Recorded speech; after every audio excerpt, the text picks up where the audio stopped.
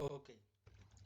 अब redox reaction में वैसे तो ये जो टॉपिक मैं पढ़ाने वाला हूँ वो डी और एफ ब्लॉक के अंदर का है, लेकिन रेडॉक्स रिएक्शन के अंदर भी इसको बताना मुझे इम्पोर्टेंट लग रहा है।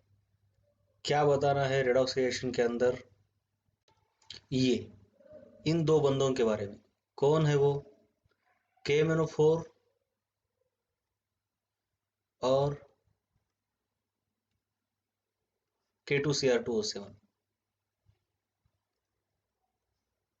चलो, तो सबसे पहले आपको ये देखना है कि ये जो दो लोग हैं, ये KMnO4 और K2Cr2O7, KMnO4 एंड K2Cr2O7, ये दोनों बहुत ही अच्छे ऑक्सीडाइजिंग एजेंट है। क्यों? क्योंकि इसकी +7 ऑक्सीडेशन स्टेट है, मतलब बहुत ज़्यादा।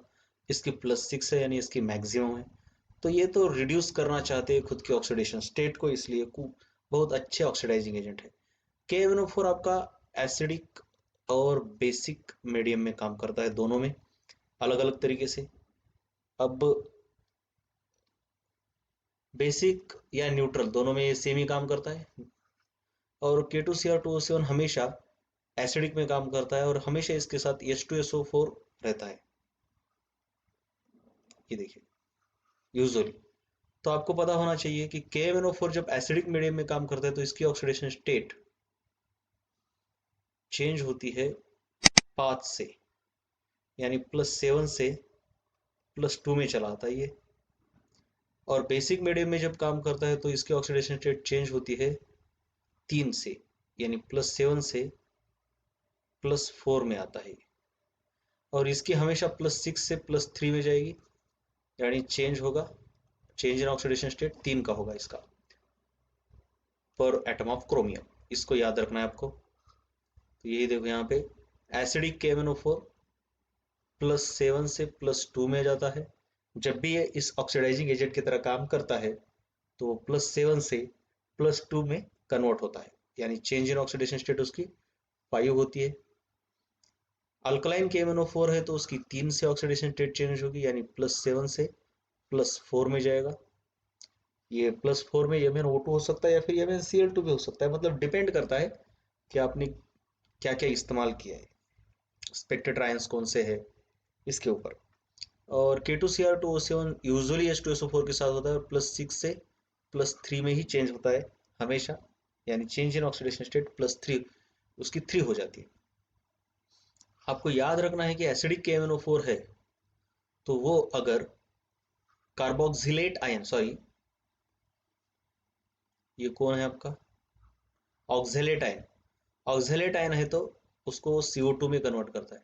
अब ऑफ कोर्स देखो इसके ऑक्सीडेशन स्टेट, अगर ऑक्जेलेट आयन देखो तो ये क्या है? ये एक्चुअली ऑक्जेलेट आयन ऐसा है, C double bond O, O minus, C double bond O, O minus. तो ये कार्बन के ऑक्सीडेशन स्टेट अगर आप देखोगे, 1 2 3, +3 है, +3 से ये +4 हो गई यहाँ पे। तो +3 से +4 हो गई, मतलब कार्बन का ऑक्सीडेशन किया, किसने किया? इसने। तो अगर ऑक्जेलेट आयन के ऊपर एक्ट करता है तो उसको CO2 में कन्वर्ट करता है। ऑफकोर्स वो खुद KMnO4 से Mn2+ में जाएगा, वो तो देखेंगे बाद में। ये फिर 2+ के ऊपर एक्ट करता है तो ये फिर 3+ में कन्वर्ट करेगा उसको। ये फिर 2+ ग्रीन होता है, फेरस आयन। जब वो फेरिक बनता है तो येलो बन जाता है। नाइट्राइट को नाइट्रेट में ऑक्सीडाइज करेगा, आयोडाइड को आयोडीन में ऑक्सीडाइज करेगा। एसिडिक KMnO4 की बात चल रही है। अगर एसिडिक KMnO4 सल्फाइड आयन के ऊपर एक्ट करता है तो उसे सल्फर में कन्वर्ट करता है। देखिए हर जगह पर ऑक्सीडेशन कर रहा है वो, और सल्फाइड को सल्फेट में कन्वर्ट करता है।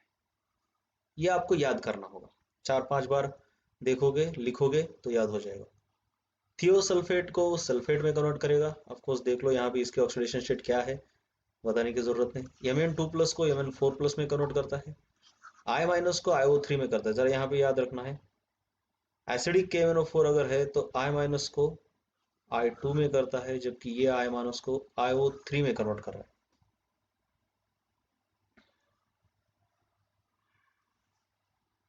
उसके बाद अगर एसिडिक K2Cr2O7 है तो सल्फाइड को सल्फर में करता है, Fe2+ को Fe3+ में करता है, I- को I2 में कन्वर्ट करता है और SN2+ को SN4+ में करता है। अब यही नहीं है, इससे भी और कुछ रिएक्शन दिखाते हैं ये लोग, लेकिन ये सबसे इंपॉर्टेंट है, बहुत ज्यादा इंपॉर्टेंट रिएक्शन। तो इस टेबल से अगर आपको कोई बोलता है कि भैया देखो आप इस तरीके से आप, तो होता ये है, अगर मान लो आपको कोई बोलता है कि what is the action of alkaline KMnO4, usually alkaline की जगह पर एसिडिक ही होगा, लेकिन मान लो what is the action of alkaline KMnO4 on potassium iodide, तो आपको पता होना चाहिए कि आयोडाइड यहाँ पर है आपका, तो आयोडाइड IO3- में कन्वर्ट होता है। तो सबसे पहले तो पोटेशियम, ये तो स्पेक्टेट आयन हो गया, इसको मतलब K+ है तो ये तो एक्ट नहीं करता, मतलब ये रिएक्ट नहीं होता। तो सिंपल सी बात है, आपका KMnO4 है तो KMnO4 की जगह पर आप जस्ट MnO4- लिखो, क्योंकि इसका भी जो पोटेशियम है, किधर गया बेचारा इसका पोटेशियम, हाँ ये भी तो स्पेक्टेट आयन की तरह ही काम करता है। तो आयोनिक फॉर्म में ही लिखो, KMnO4 की एक्शन आपको पता नहीं है पोटेशियम आयोडाइड यानी आयोडाइड के ऊपर, तो आपको पता है कि ये तो जब अल्कलाइन फॉर्म में होता है तो ये MnO4- आपका Mn4+ में कन्वर्ट होता है। MnO2 लिखने की जगह पर आप Mn4+ भी लिख सकते हो, सिर्फ Mn4+। और जो आयोडाइड है आपका, ये देखिए आयोडाइड IO3- में कन्वर्ट होता है इस तरीके से। तो यूजुअली Mn4+ में आपका MnO2 ही रहेगा। तो अब इनको क्या करो, रेडॉक्स रिएक्शन को जैसे बैलेंस करते हो वैसे बैलेंस करो।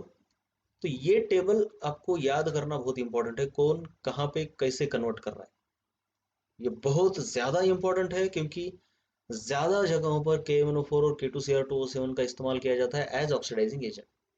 तो इस चैप्टर में इसको याद करो, राइट। वैसे तो ये डी ब्लॉक का कंसेप्ट है, वहां पे ये रिएक्शंस आपको रटनी होती है, लेकिन वहां करने की जगह यहाँ भी कर सकते हो तो बहुत आसान जाएगा।